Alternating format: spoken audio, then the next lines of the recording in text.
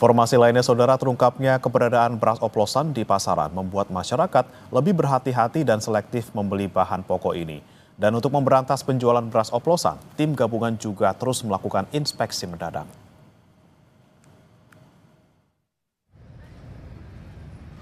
Tim gabungan Dinas Perindustrian dan Perdagangan Bandung Barat, Bulog, dan Satreskrim Polres Cimahi melakukan inspeksi mendadak di Pasar Beras Panorama Lembang, Kabupaten Bandung Barat. Dari sampel 4 toko, ditemukan 1 merek beras premium oplosan.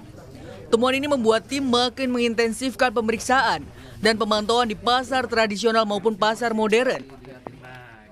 Event yang sekarang kita turun ke pasar, ini juga kemarin sebenarnya kita secara tim juga dengan dinas, dengan teman-teman APH juga beberapa kali turun ke lapangan. Tapi karena memang sekarang ada isu tertentu, jadi kita mungkin perketat lagi pengawasan dan monitoring ke pasar. Di Pasar Kebayoran Baru, Jakarta, pedagang beras bilang penjualan beras tak terganggu akibat munculnya beras oplosan. Kendati demikian, sejak maraknya beras oplosan, beberapa pembeli mempertanyakan kualitas beras yang dijual. Ya kalau komplain sih ada dikit-dikit, tapi kan yang bukan yang premium gitu. Ya dikit-dikit adalah, tapi kan ya kita lihat tanya ada pelanggan yang sebagian komplain lah. Kalau pelanggan tetap? Ya ada juga sih.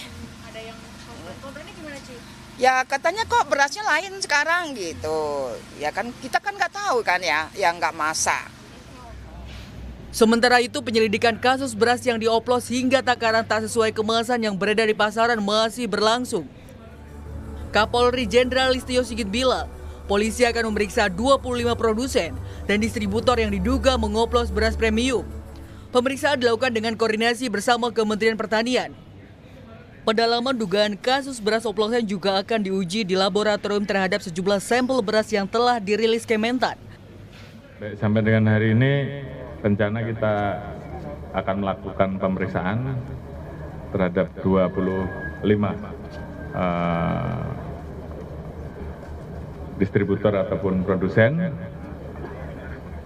kategori sementara mengoplos, kemudian juga ada yang beratnya di bawah ketentuan, tidak sesuai dengan yang ada di dalam list di kemasan, dan juga kita bekerja sama dengan Kementan untuk melakukan pengecekan lab terhadap mereka. Progres masih berlangsung. Sebelumnya Kementerian Pertanian menemukan 212 merek beras medium dan premium tidak sesuai standar dan mutu takaran. Beras tersebut dijual di atas harga eceran tertinggi yang ditetapkan pemerintah. Tim Liputan Kompas TV.